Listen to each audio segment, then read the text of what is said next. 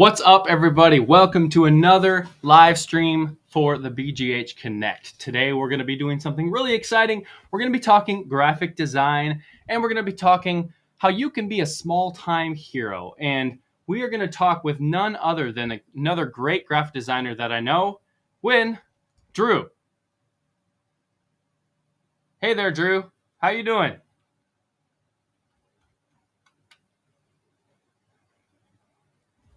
Can you hear me? We might be having technical difficulties.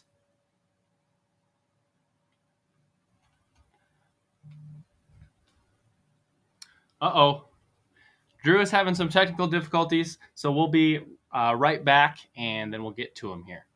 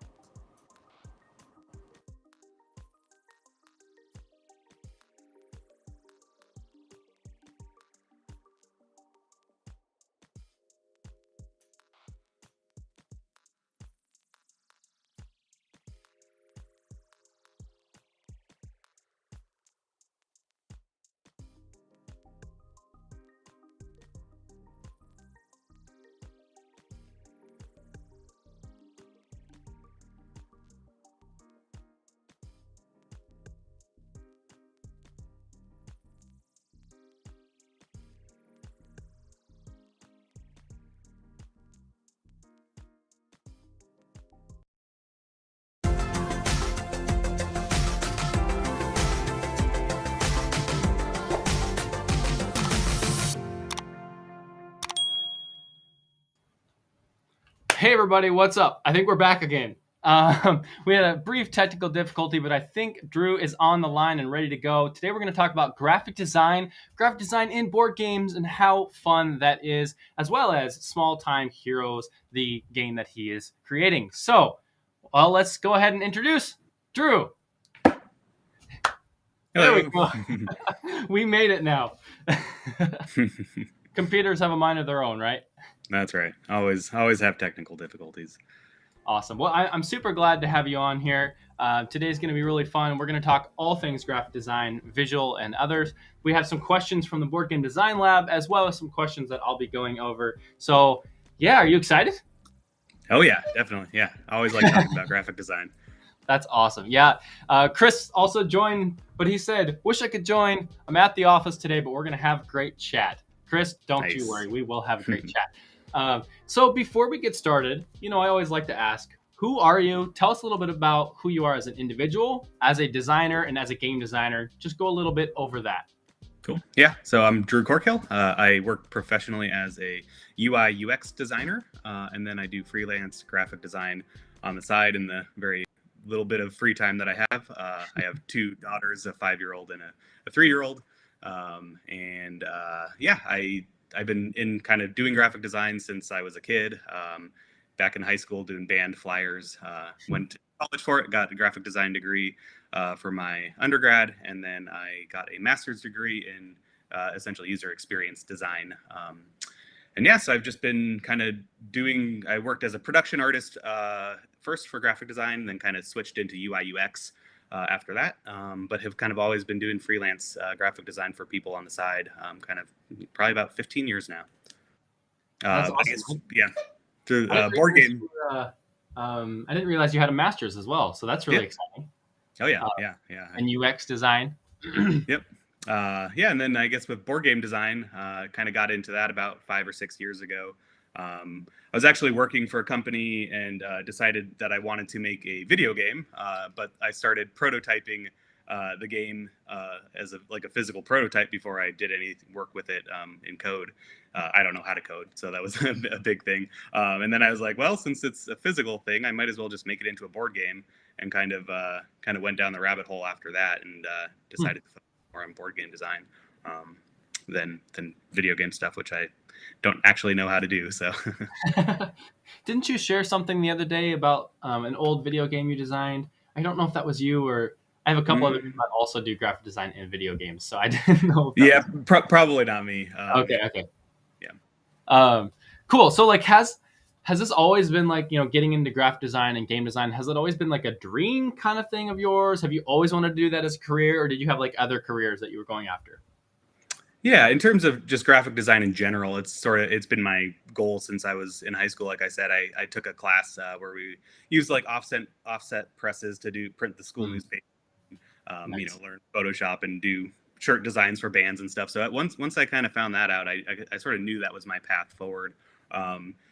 Getting into board game stuff was just a happy accident. Like I said, when I started designing my own board games, I just why not do the graphic design for it? And ended up reaching out to Gabe Barrett and doing some work for free for him, and then all kind of cascaded from there. And mainly my freelance now is just board game design stuff. But I would say like the board game stuff wasn't always a dream, but graphic design was definitely my path forward since high school. Yeah, and that makes it so much easier, to have game design because if you're a graphic designer, because it's like you said, you can do all the things, and it's like it's one less thing you have to hire out for, or one less thing you have to like have a headache about. And I'm fortunate, we both have graphic design experience. I don't have as much as you do. You have a master's and all that fun stuff, but I went to school for that as well, and so it's always been like a side passion for me. And getting into board game design, it just like was an easy transition because just like UX and layout and stuff like that, I'm getting better in graphic design as I'm designing board games and learning all of that as well. So so that's really cool. So I just recently got Hunted Nice. in the mail. I just did a video earlier today about it, and man, I'll tell you what, those cards are amazing. Like every time I'm looking through, I'm like, dang, the design is so good. You did a great job. The art's amazing. And can you I'm going to go grab that really quick. Can you describe the process working with Gabe on this in this game? And have you worked with Gabe in other games, or was this like your first one? Sure. Yeah. Hunted was sort of the series that we started with and have done a lot of work on. His first game was the Final Flick Tier. And so that was the game that I did for him, as sort of a space 4X dexterity game. But then the next one that we worked on together was the original Two Hunteds. And that is the way it sort of worked was he was talking to me about art direction, and we were trying to figure out the best way to what kind of art he wanted for the game. And so it sort of started there. He was just brainstorming with me. And we were actually going to go in a slightly different direction, but then he was at a convention and he found this artist, Jorge Valles, name. Gabe texted me and he said, do you think this will work for the game? And it was sort of, he did a lot of like video game kind of inspired artwork, like Mario and Zelda and stuff like that. And I was like, yeah, I really like his style. His style is very much like kind of my style, where he uses really like unique or like a limited color palette with the really like dark blacks and broad strokes. And so I said, yeah, let's definitely use him and lean into that style. And we kind of came up with this idea of each Hunted game would have its own color palette, using the highlights and midtones from those colors, and black being kind of the main color that ties everything together. And so that's sort of how it came about, and kind of where the black palette with those like different pops of color on each of the different games came from. That's like honestly my favorite thing about it is like that's what drew me in immediately is the difference of how it looked compared to like every other game on my shelf. It's like I love this type of artwork, and so like the vibrance and like saturation and stuff like that, contrast is like my favorite thing. And then and I'm not much of like a solo gamer, but this one's like a 1 to 2 player game. But like I know he's really like a solo designer and stuff. And so I was like, I don't know if I want it. But then I saw you were on it too, and I was like, okay, I'm just gonna support it because why not? And yeah, I'm actually really excited after looking into everything to play it, and so that's pretty cool to see. Awesome. Well, let's jump into some community questions here. I know you had mentioned a few people had mentioned rule books. Rule books are, in my opinion, a pain in the butt. Okay, and I'm getting better at not necessarily designing the artwork for the rule books, like the layout, but like I'm getting better at rule books in general. So what's the process for you like to like design a rule book from the ground up? Do you have like a formal process, or how does that work? I think a lot of it depends on where the designer themselves are at with the rulebook. And most of my work has been with Gabe. I have worked with other designers as well, but the majority of the work I do is with Gabe. And so generally where it starts is just like a Word doc with the rules in it, kind of seeing how it's laid out. And then sometimes they'll have like ideas for supporting graphics. Sometimes they won't. So I think, with rulebooks, it's really important to have those supporting graphics that work within the rules. And so I guess it just depends on if they have any of that ready. If they do, that's great for me because it makes my job easier. But if that's ready, then we can kind of go through the rules, find places that you want to pull out, examples. I like to use like letters or numbers that are referenced on like an image to and then within the text as well to sort of pull out key spots in the text. But yeah, it's really, I agree that rule books are the worst part in game design and graphic design. They're hard. They're really hard to do and to do well. And so I think one of the key pieces is like good, clean typography. And you really need to be what's really important is making sure that your rules don't get cut off in bad spots in the rule book. So knowing the size of your rule book first is really important because most people will just start with an 8.5 by 11 sheet of paper. But a lot of times that's not the size of the rule book. And so kind of working with that size in the text and trying to figure out where to cut different pages, different content on those different pages is really important. And then how do you fit the graphics, the supporting graphics, making sure that they're on, at least in a spread. So the content on it is either on the left page or the right page, or hopefully on the same page if possible. Yeah. I know for me, whenever I was trying to design a layout, sideways layout, the edges of the corners always got me. It's like, I know there's margins and I need to stick within the margins, but there's always like some artwork that gets cut off and then I have to redo the whole thing. I'm just like, oh my gosh. Yeah, absolutely. Yeah. And I think margins are a really good place to point out. Large margins, if the room is available, is really good. At a certain point, your eye gets fatigued from reading too long of a line. And so you really want to make sure that the text line the line of text is short enough that you're not kind of losing your place as you're reading through it. So having really big margins for that extra space is really good. In addition to having like increase your the space between the lines of text to increase legibility is also something that is a good tip to do. Obviously not too much because then you're doubling the length of your rule book, but you definitely want to provide space between those lines of text to make it legible. Yeah, you talked about limitation of text. Just for some that don't know out there, like what's the standard of how long a line should be, or the kerning or line spacing, anything like that? That's probably something I should know. I got him. Yeah, you got me. You could look it up on the internet. I think it's like 22 words, but that was just a random thing that came into my mind. Okay. But yeah, I don't know the exact number. Didn't mean to put you on the spot there. No, that's all right. I just know that you don't want it too long, and a lot of my design work I do more visually, and so like I can tell where it's at, and like I'll find a little game I like to play with myself is when I'm designing something, I'll visually like align things like center align or top align stuff, and then I'll use the actual tool to do it. And most of the time I'm right on. And so like a key to being a good designer is to have that kind of visual awareness of like knowing spacing and just being able to see it without needing to do it incrementally. It is important to do it incrementally, so you're always have the same spacing or using your alignment tools. But just being able to visually see stuff, I've found is really, really important for a graphic designer to kind of see the composition in a way that makes sense. Right. And yeah, I put you on the spot and you absolutely crushed it. I did some research and it says 18 to 22. So there you go. I got it. you got it. So good on you. So we have another community question. I want to make sure to get the community questions out there. I'll put it up on the screen. So is it better to get the graphic design done before the art, or get the art done and then the graphic designer works around it? That's a great question. Yeah, I would say more the latter. Getting the art done first is generally better.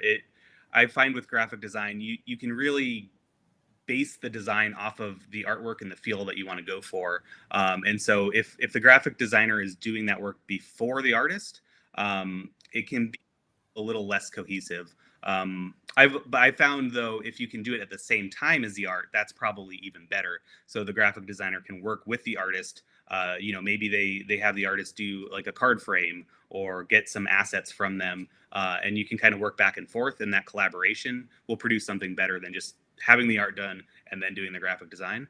But I would say if, in terms of, if you can't do that, then do the art first.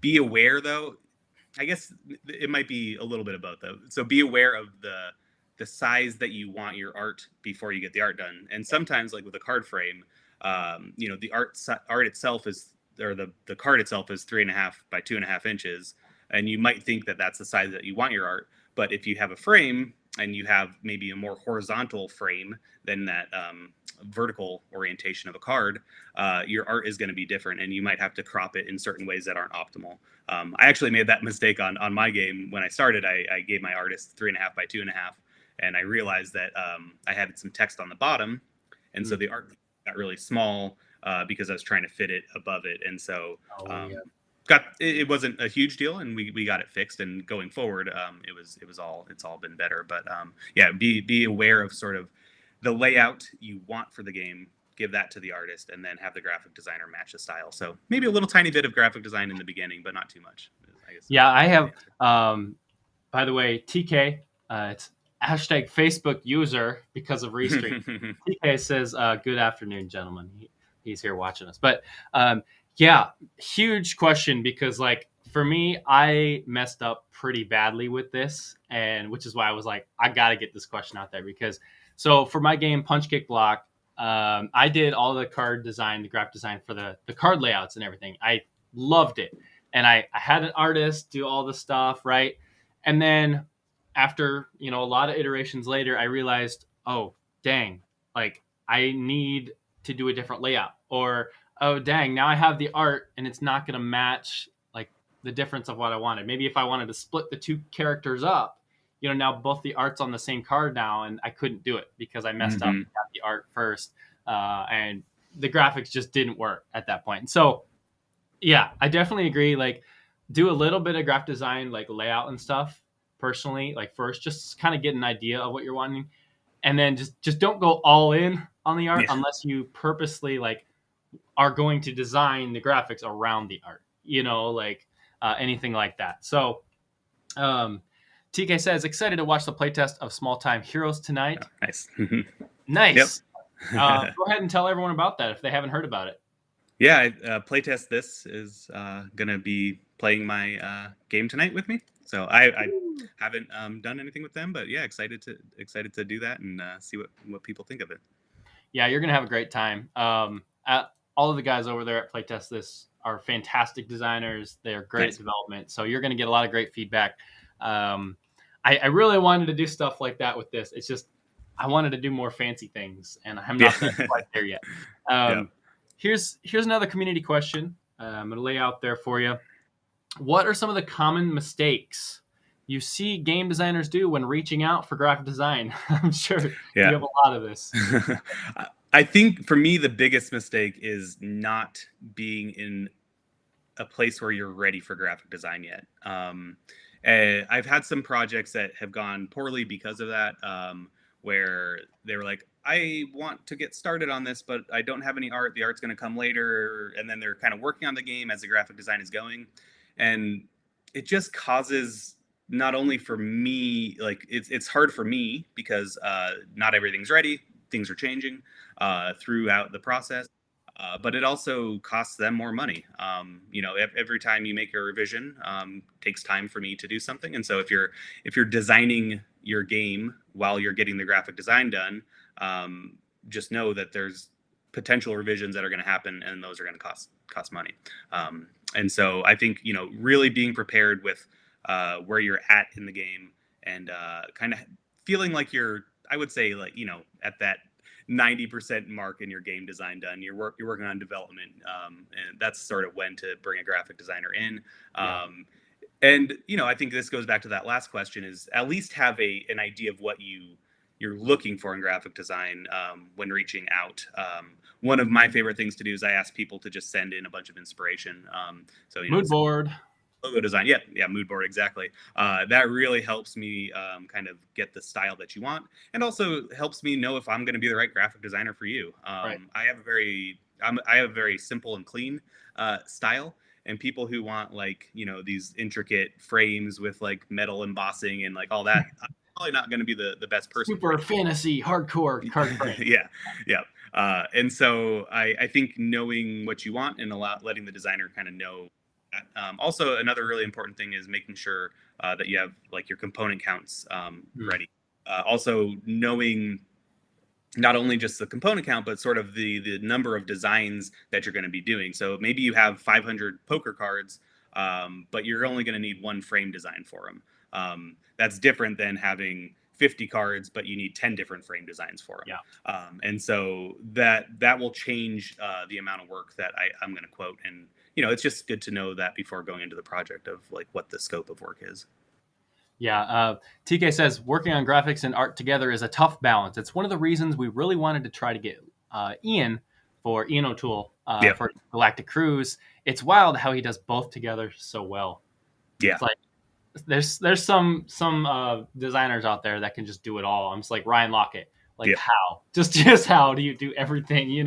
Absolutely.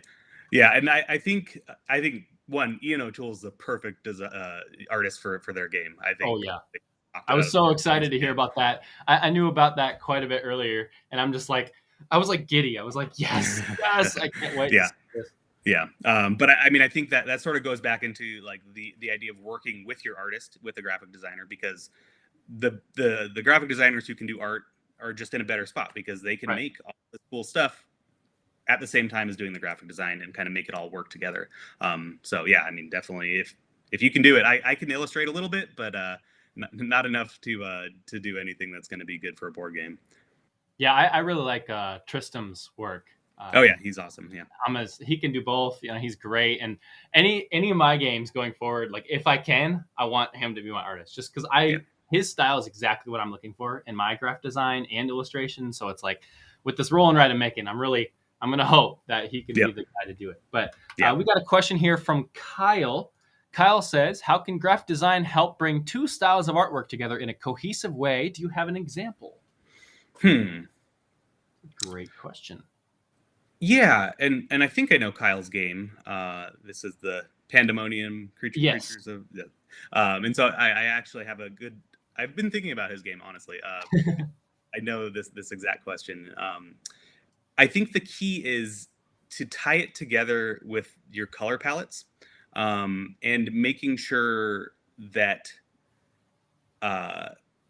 your textures are similar, and that the art within the card frame, or maybe not card frames, but within the underlying graphic design, making sure that's tied into the art. And so I think in Kyle's game, there's his scene images are very flat.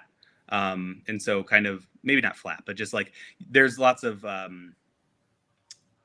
flat colors, almost like the Hunted game.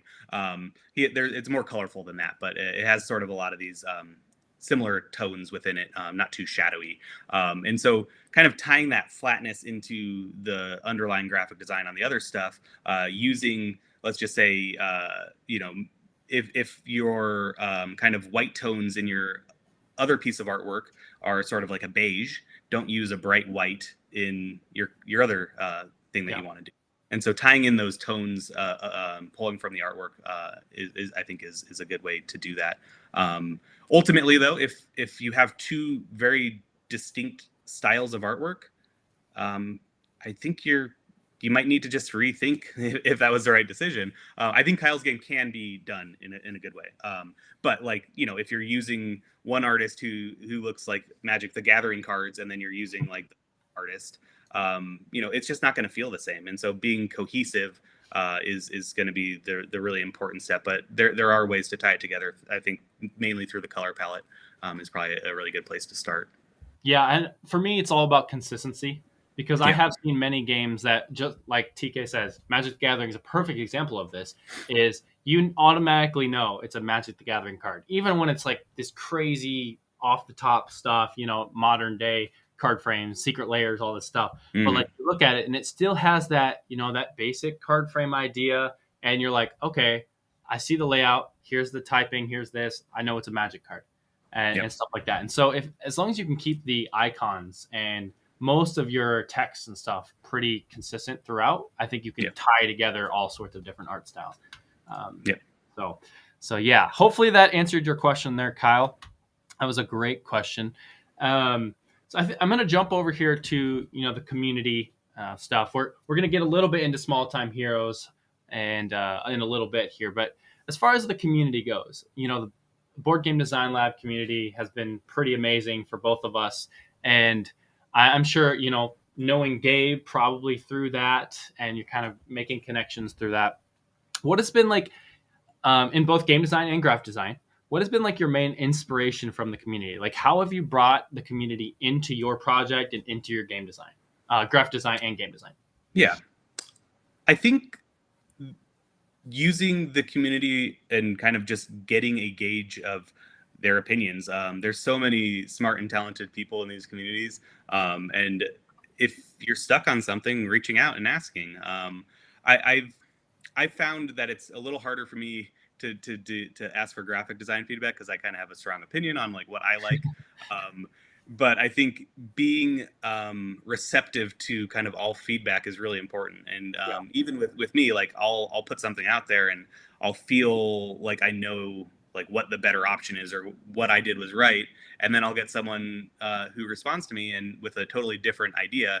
And I realize, that was actually, the one I thought was right. And so I think really just kind of putting your questions out to the community and respecting their answers and actually taking them for what they are, not just use it as like a promotional marketing opportunity. Yeah, I've gotten in trouble with that many times before. I had to learn the hard way, and over time, there's a big difference between just like, hey, give me your feedback on this. And it's just, you could just tell. It's just like they want to promote their game. And then it's like, here's some icons. What are your feedback on that? Like, I like what you said there because you have a good opinion. You're very like, this is what I know is right. Like this is what I think is right for my game. Mm-hmm. And I have the same opinion. And so I have to like really focus in some icons. For example, if I have some really good icons, I'm like, okay, let's just ask the community, see what they think of those icons. If they're giving the right tone, if they're giving the right message, and then based on like how the community is saying things, then okay, maybe this isn't the right icon. Maybe it kind of helps me humble in a way. It's like I don't actually know. It's like okay now, and so I think asking the community like stuff like that, and I've done this plenty with card frames and stuff because I'm not like a very good graphic designer. Like I can do it, but it's like card frames and stuff like that. I always love to ask community, even if it's small things like, should I do this layout over here? Should I make this a circle? And then a lot of the times it's like, yes, maybe that helps the art come out, or no, maybe that cuts off the art too much and you have to change this up. And I think just don't be afraid to ask questions. And the other thing is like, if you're clearly just doing it for promotion or if you're clearly doing it to receive help.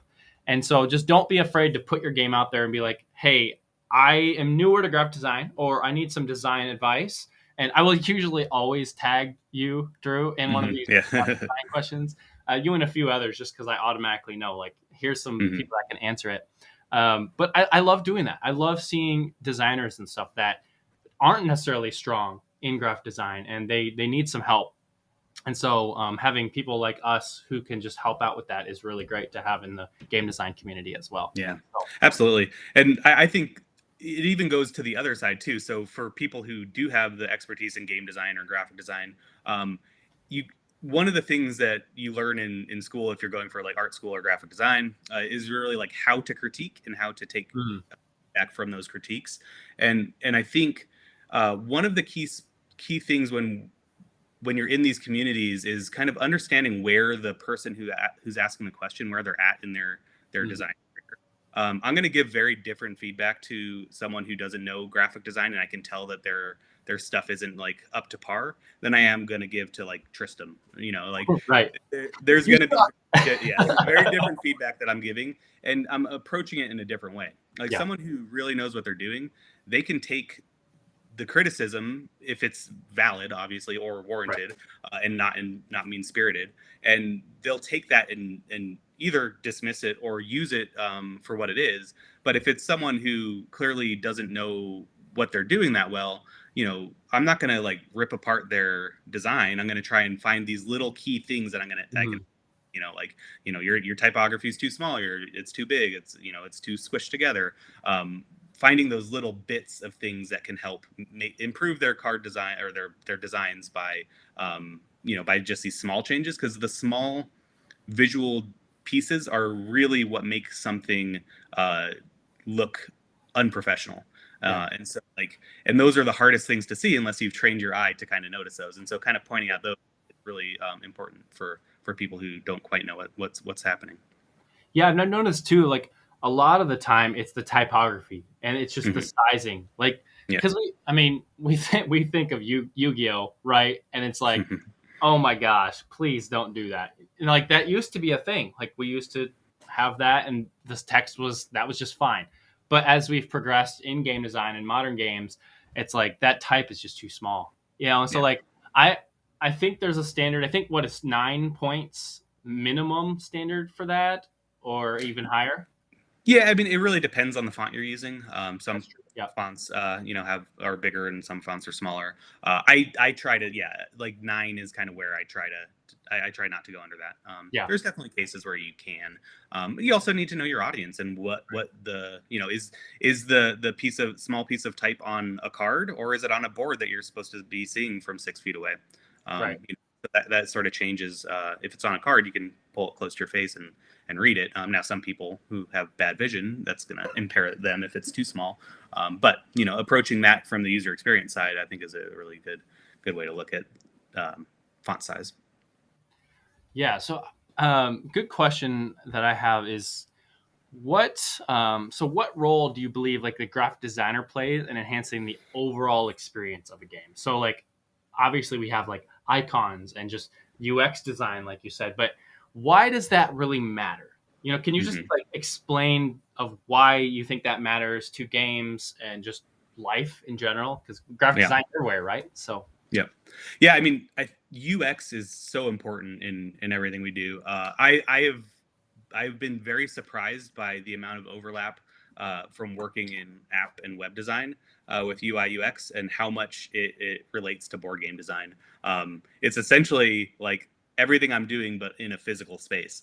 A lot of the same considerations need to be taken into account. And increasing the user experience is only going to make your game better. If it's hard for someone to use your product, it's going to be hard. They're going to like it less. It's going to, you're putting up challenges for them to overcome instead of just allowing them to play it. And so I think, you know, using these user experience principles is just really, really important. So I think, you know, some examples you'd asked about icons and, you know, making sure that your icons relate to the thing that you're trying to show is really important. Being consistent with those icons, but then also, you know, I think for icons, having some kind of player aid that says what those icons do, so they can easily be referenced at the table instead of digging through the rule book. And so, like, there's these little interactions that happen that you need to be paying attention to as a player is going through your game. I think one of the, if we take like typography, one of my favorite things is just chunking content together. So making sure content that's related is in the same spot as that it should be and not kind of mixed together with other content. And so you could take that in terms of like icons, all the icons that are used for this phase of the game should all be together in that, you know, that spot if possible. Don't intermix them. Don't put them in weird spots. Put them in the spot that a player is going to do it. And then, you know, that makes it that much easier to use if it's in the place that they imagine it's supposed to be. So when you're doing play testing, not only thinking about your game design and what's happening there, but watch how people are using your components. Like, even if you have like bad prototype component design, like you can still get information from how the players are using it and where they're having trouble with it and fix that on your end. Yeah. Even if you don't necessarily know what you're doing. But I think it's important to watch how people are using your components and if it's causing confusion for them, and then trying to figure out how to make that less confusing through just the layout and design of it. Yeah, I think one of my favorite things is, you probably can't tell, I love color. Color's like, it's ironic because I'm wearing color today, but color is like my life, and that in graphic design, that's like my favorite thing. And so going into the color theory idea, why is that so important to graphic design? And like, it goes back to the rule books as well, just go over color theory a little bit. And if someone doesn't know what that is, explain what that is and why it's important.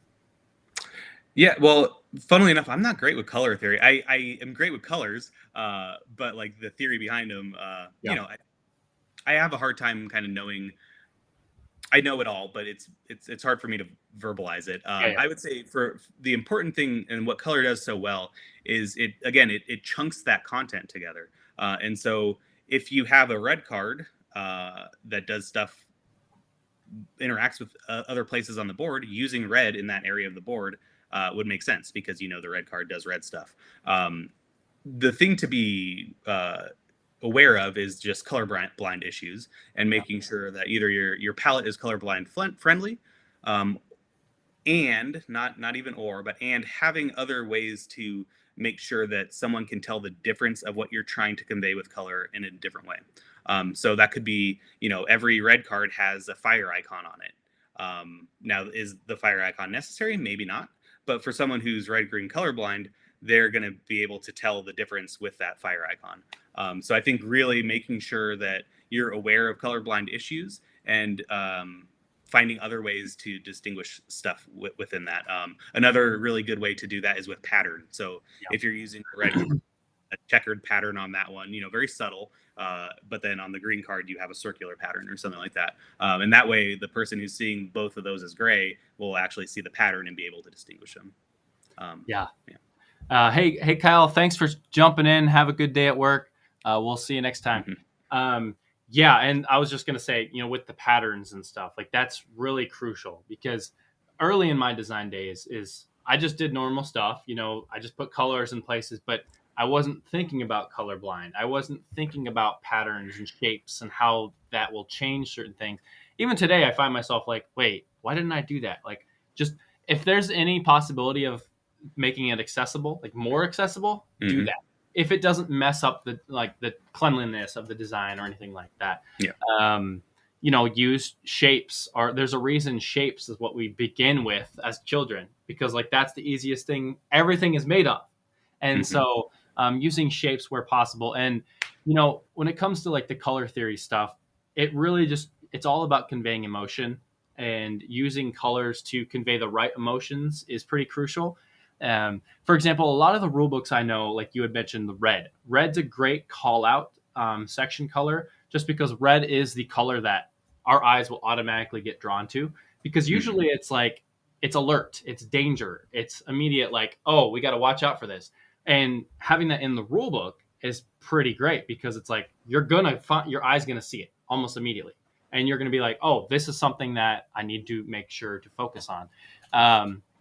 And then making sure like you're conveying the right emotions with your product. So like if you have a super high fantasy game, well, it does change depending on some games. So take this for a grain of salt, but super high fantasy games, you're probably going to have those darker colors, the granite. Maybe you'll have some gradients and green type film stuff.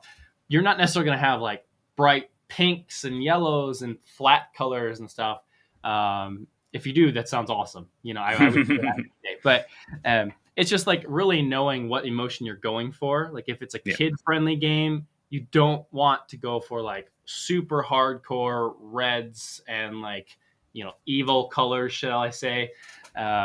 Just it helps with target audience and identifying that as well. So absolutely. Yeah. I mean, I would say like the more saturated the game, the colors in the game, the more kind of friendly they're going to be. pulling out that saturation is going to kind of create a darker, moodier vibe. And so, yeah, being aware of that is definitely crucial. And you know, it all ties together, the artwork with the game, and just knowing. And that's why I like, if you do the artwork first, pulling color palette for from the artwork you're just kind of on the right path, because the art that you purchase should convey the feeling that you want. And so kind of pulling those colors in, you know, it's also important not to, you know, make sure that your colors aren't too dark when they're overlaying text, and you know, that's all really important as well. And so being aware of you know, contrast within the colors you choose is really important as well. Yeah, that's a whole other side of things. It's a whole other conversation, like pre-press and like actual printing and RGB and stuff like that. We won't get into all that. But anything else? I think we're going to move on to your product. Is there anything else in graphic design that you think is like crucial for game designers to know? We went over a lot of the good bits.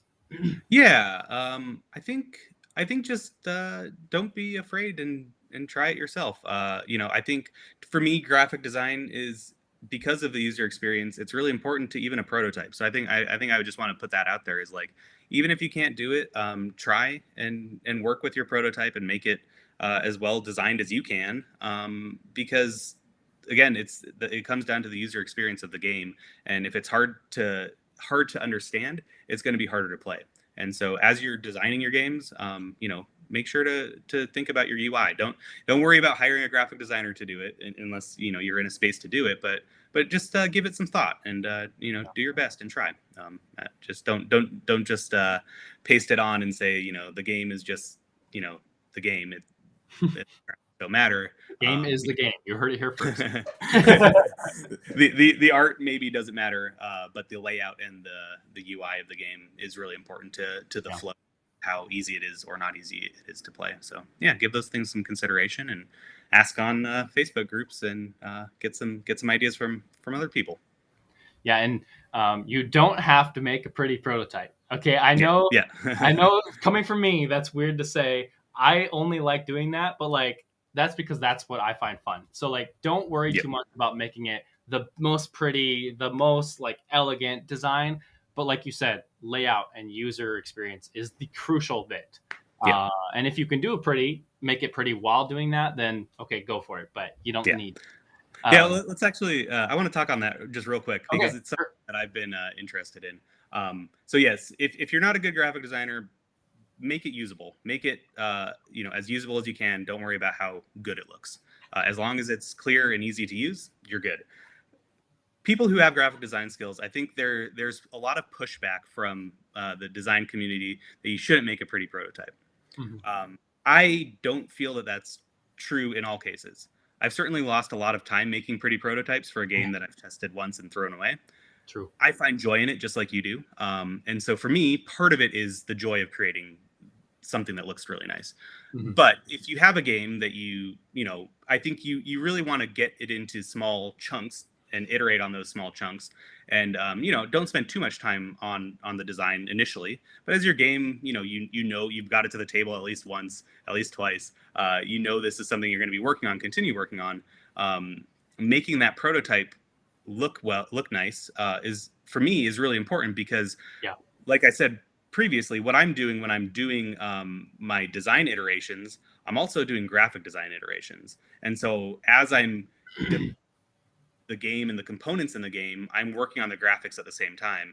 And I find that I can iterate at the same time on the graphic design as I do on the game design. And that saves me a lot of time. And it also inspires a lot of mechanisms in the game, even, honestly. Like, I was working on a game with someone, and he had a very different theme, and I went and was like, well, let me just like do some cool graphic design for it.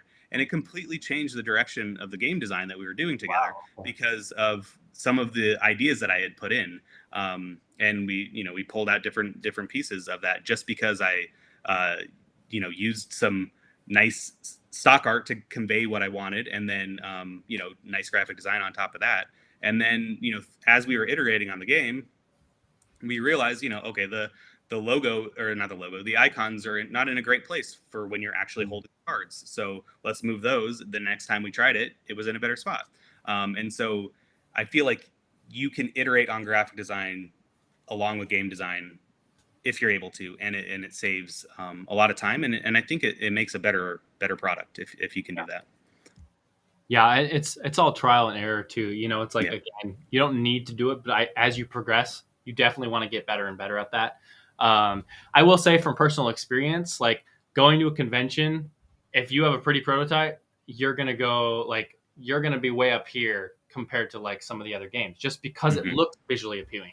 Doesn't mean your game is better, but like if publishers are walking around, they're gonna see things that catch their eye, and if it has a bright pop of color and it looks well done, well, they're probably going to go over there first because it looks like it's further along. That may not be the case, but just that might be a thing as well. Like it for me personally, that has happened. So it's like that's why I continue to do it and also enjoy the theme out of that. But cool. Well, let's move on to your game. Let's talk product. Let's talk right. SmallTime Heroes. I'm going to jump over here and we're going to have this up here. Tell us a little bit about your product, SmallTime Heroes. Who is the game's target audience, and just tell us a little bit more about the game itself. Yeah, so SmallTime Heroes is a cooperative roguelike deck builder. I'm unsure if I want to use that term, but that's what I'm using. It's sort of based off of kind of Slay the Spire and lessons learned from that. I made it because when I got into board game design, I was a big Hearthstone player. I competed in Hearthstone competitively and got probably way too addicted to it and time on it. As you do. Yep. But I started into board games hoping that I would kind of replicate that feeling that I was getting from Hearthstone after I stopped playing it. And I could never find the game that felt to me like a game that I wanted to play to replicate those feelings. I love card games. I love playing with cards. And so I immediately thought, like, let's go and play some deck builders. And to me, when I played a deck builder, it felt more like just a game that I was trying to buy a bunch of stuff and I could never actually use my cards in cool ways. I wanted to, fight with my cards and do really awesome combos with my cards instead of using my combos to buy other cards to gain resources, to gain victory points. And so I approached this game and in a way to build a game that I would like playing myself that I hadn't seen done in the tabletop space. I think Slay the Spire kind of clicked with me because it felt very much like a deck builder that felt like you were building your deck using kind of the deck construction elements from games like Magic the Gathering or Hearthstone. And you're kind of constructing these combos while you're playing the game. And so that really stuck with me. And I noticed at the time, which was probably about 3 years ago now, there was no games that sort of used that as a at least none that I knew of, used it as a way to make the game or to play like. So it was sort of based on making a card game that I would want to play. And I think it's really for people who like deck builders, people who like CCGs, LCGs, those kinds of people as my main target audience. Yeah, I love the idea of the deck builder without currency. Like that is pretty cool because I don't think I've played a game like that either. It's like I love deck building. Like Marvel Legendary is like my number 2 game of all time, and even with all the setup and teardown, I know. But it's a fantastic deck builder, and any other deck builders I've played, it's like, okay, I love this idea of you're getting stuff, you're building, you're doing stuff, but having like not to worry about the currency of like buying it is just, it's less upkeep, and it just makes you continue the game, and it makes you get back to the fun bits. And so I think that's really cool. It says you don't have to buy cards, but your deck is only made up of awesome stuff. 3 cards are always available, so you just pick a card and you add it to your deck? Yeah, so the game is played in different waves. So there's waves of minions that come, and after you defeat a wave, you get a reward. Many of the times it's getting a card from kind of the hero market, which is just a card of 3 cards that have been turned over from a large deck of unique cards, and you just pick one of those and add it to your deck and then replace it. So then the next time you fight a wave, you have those cards added to your deck, shuffled in already. Yeah, I love how it says, modular system for easy setup and teardown. Again, that's great. Like I just said, setup and teardown is a beast for some of these deck builders. And so I love how you're implementing the modular system here. Does that mean you're going to have like a ton of different expansions down the road? You're thinking, you're hoping, right? Mm-hmm. Yeah. The idea behind that is you essentially will have tuck boxes that are kind of stored in a bigger box that have kind of all the components you need for those specific characters. And so you will choose a hero, choose a boss, and you pull those out and you set up that piece. Now there will be a campaign element, so maybe you pick out 3 heroes and then you play the first one. But it's all kind of put together in a way that all you need to do is take the boxes out and then you're kind of ready to go. There's a little bit of setup, but it's sort of hopefully all pre-done when you put it away, but not too much setup, and just easy to kind of mix and match.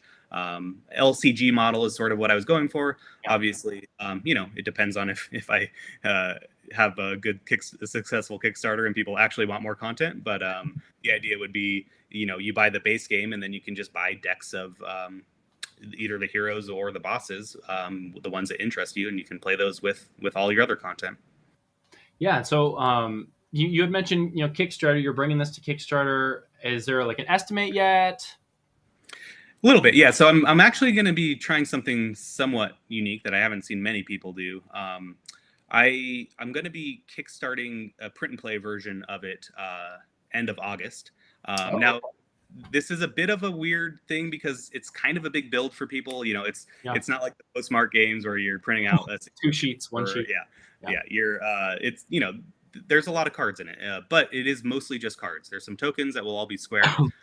So for people who enjoy print and play, I'm going to have that as kind of a way to build a community of people who want to enjoy the game and kind of get my feet wet with Kickstarter and the process of that, and using the people who are wanting to do the print and play and using their opinions. One of the things I'm going to be doing in that campaign is we're going to actually create a boss together. And so I'm going to have my artist come up with some sketches for some different ideas. We're going to choose, which idea of the boss you want, maybe talk about some game mechanics within there, and really have the backers help build a boss that they'll then get once all the artwork and the game design's finished on it. And then I'm also going to be doing like a tier that every month I'm going to be releasing new content. So the base pledge is going to be very, it's going to be 2 heroes and 1 boss and then the base components. But then every month I'm going to be releasing a boss or a hero. So you can kind of build the stuff first and then only print out the bosses or heroes that you want to play at. And then that'll be leading into the Kickstarter for the actual physical product, which is hopefully going to be in February of next year. Is kind of what that's really a really interesting model there. I'm excited to see how that works because I think that especially nowadays, with the print and pray, just cheaper idea of printed at home kind of thing is getting more prominent. I like that idea of using that as a starting point to get your hands, wet, so to speak. And then here's the actual product. Like here's a big product for that. If you wanted that, if you're excited. So I really like that. Yeah. I'll definitely be bringing it out. I know I played it once or twice before, and I'm sure there's been plenty of changes since then. So I'll be looking to back that print and play just to try it out and see all the things. We still have a little bit of time here. We went heavy into graphic design, so I'll give you a little bit more than the hour here. I'm curious. You already kind of talked about how the game set itself apart, with the no currency and stuff like that. What has been your favorite part of designing this game? Like, why did you want to start designing this game? Yeah.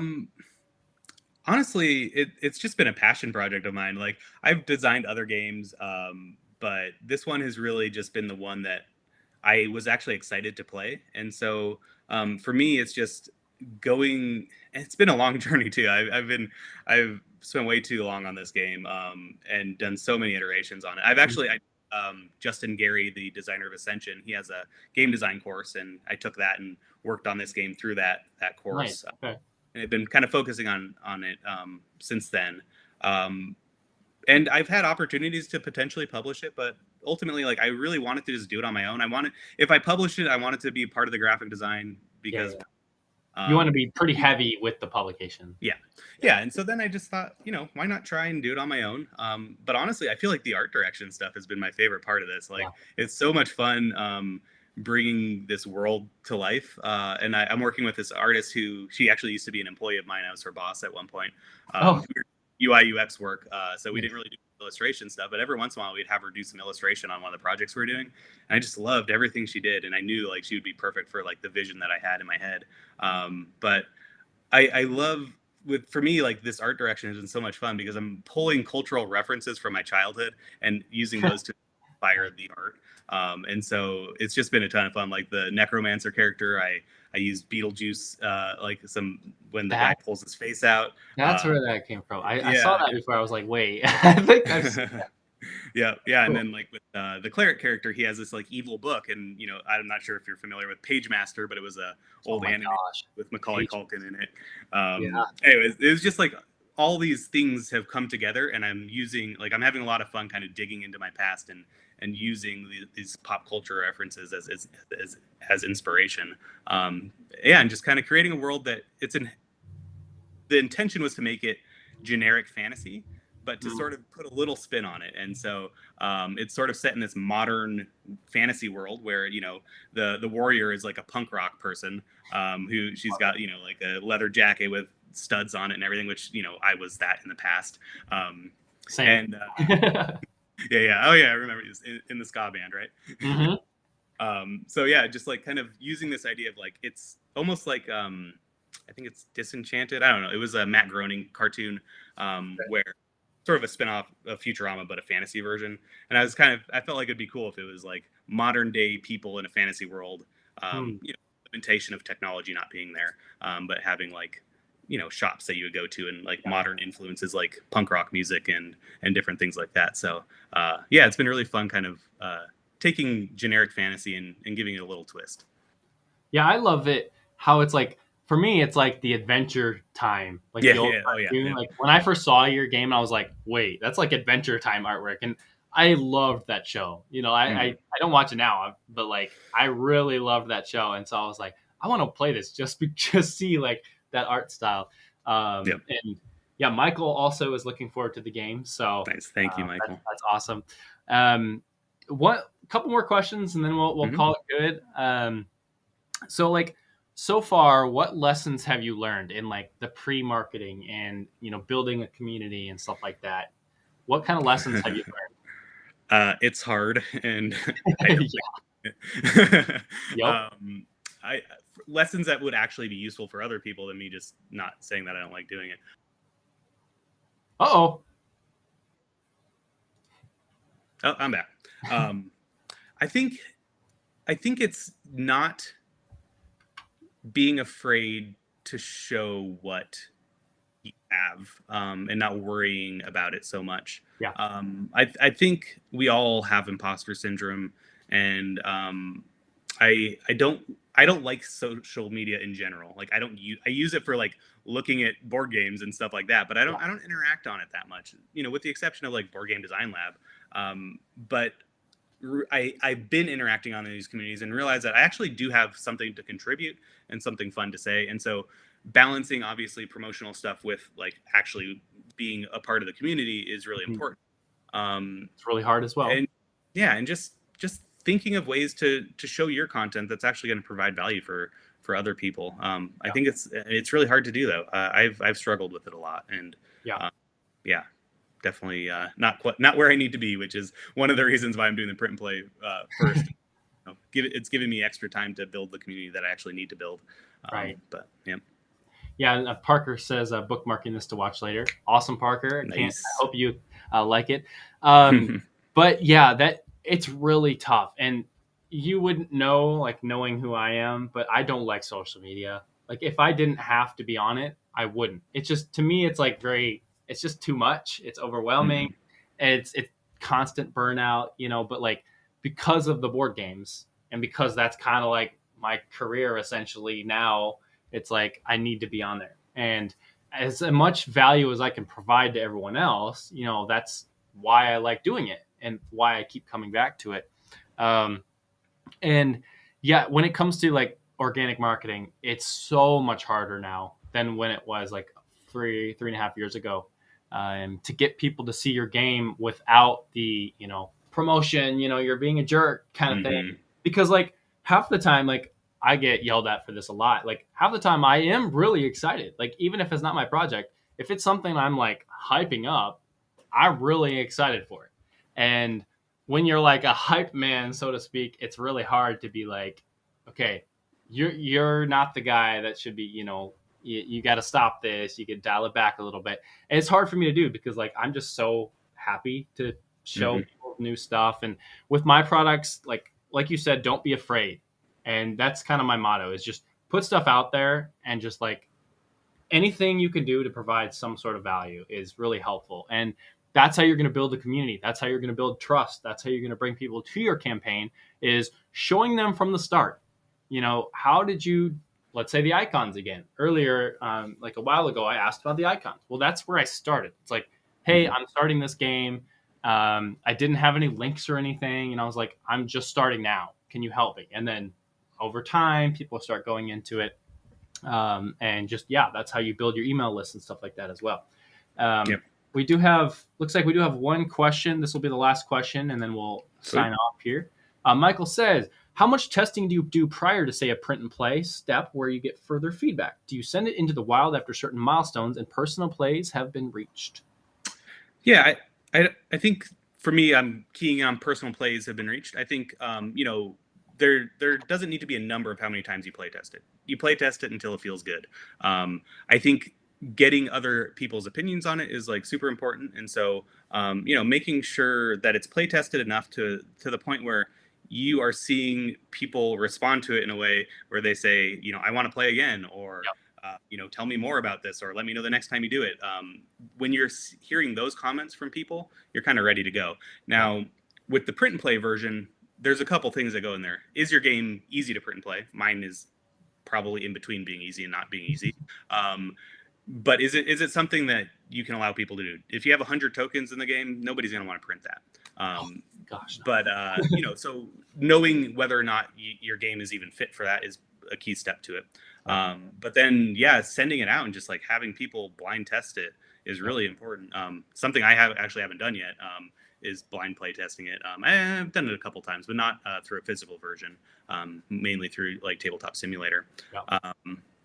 But I would just say do it as soon as you can, if possible, because again, that's only going to help you iterate on it faster. Learn where your rule book is broken. Learn, where your physical components are breaking for people who aren't using them.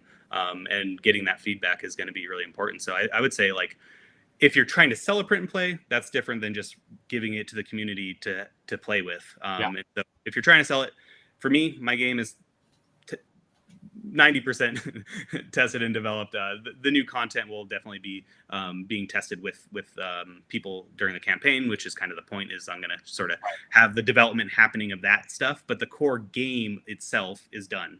The artwork, for the most part, is done.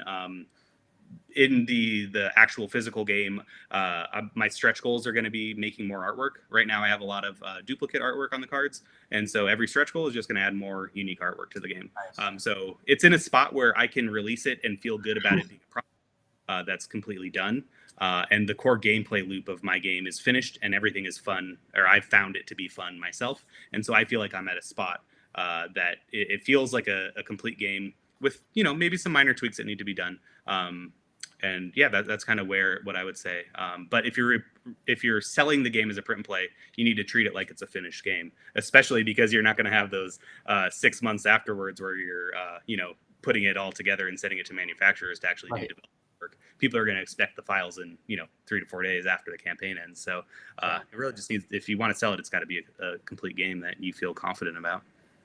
Yeah, I have a model for my stuff. Is I do internal playtesting, all myself for the most part. Like, so for example, where I'm at with this roll and write, it's from creation. Now I'm doing internal testing. Like I'm in that process. Once I do quite a few of that, I usually do like, I write down notes after every playtest, version 1.0, 1.1. Usually when I get to a state where I'm like, okay, one, I thought this was fun personally. Two, my wife thought it was fun, which is usually a big thing. And if I can see, like, for example, this roll and write, I've been watching people play, like, as we're playing, and if I can see them start to think, I could see the wheels turning inside. Okay, it's ready for the next step. Once I'm done with internal playtesting, I'll do external, which is where I just reach out to people that know who I am, like on the community and stuff like that. Hey, can you playtest this? Give me all the things. A lot of like probably, some layout stuff, some design stuff, mechanicals, making sure those are working effectively, not being broken. After external, after I feel like, okay, I think mechanics are all there, because you can always keep iterating, but you got to stop at some point. It's got to be done. So then after that, blind play testing is after that. Crucial, absolutely crucial. We're talking about, this whole talk has been about UX design. And that's where a lot of that, you're really going to see if it's working or not working in that blind play testing. If they have questions about, wait, why is this icon there? Or what happened here? Why did this break? Then that's a good thing to know to come back when you're fixing it. And then after blind plain testing, for me, it's like finishing touches. It's like doing the last little bits and pieces. Maybe I have to change this icon slightly, rotate it, colors, stuff like that. And then, getting towards the Kickstarter, crowdfunding, stuff like that is after that. So it's kind of like a long process, but like you'll definitely know when you're ready, I think, to move on to that next process. So cool. Hey, Allison, you're joining right at the end. We're about to sign off here. Well, Drew, this has been an awesome talk. Thanks for jumping on, talking graphic design. I'm going to do a lot more conversations like this where, it's not necessarily promotionals first, but we're going to do some value stuff first. And I think that'll help me learn and then help the whole community learn more as well. So any final thoughts here? No, just really excited and happy to be here. It was a lot of fun. So I appreciate you having me. Awesome. Well, I am going to give you a chance to promote a little bit right now. So you have, where can everyone find you? Where can people find the game? Tell us all about that. Yeah, so just go to smalltimeheroes.com or you can join the Facebook group. You'll learn more about it. I'm starting to send out newsletters, and hopefully if you are into print and play, the campaign should be launching on the 22nd of August if all things go according to plan. And then, hopefully a future Kickstarter for the physical game in February. Just check it out if you like deck building games and cool artwork. Allison met you at WinCon. Nice. That was awesome. Hey, Allison. It was fun playing with you. Yeah, the last thing we talked about, graphic design. Are you available for commissions, or are you done with that right now? For the right game. For the right game. Good answer. I think I recently had an opportunity to potentially work with someone who has a good artist on board, and so I think the right game and the right person, I'm willing to, but I'm definitely trying to slow down on that so I can focus on the launch of my game and making sure that I have the free time available to do that. But reach out, and who knows, maybe we can work together. If not, I'm always happy to help and talk graphic design. So if I don't have any time available, happy to answer questions and help with whatever people need. So reach out to me. Yeah, and that goes with both of us.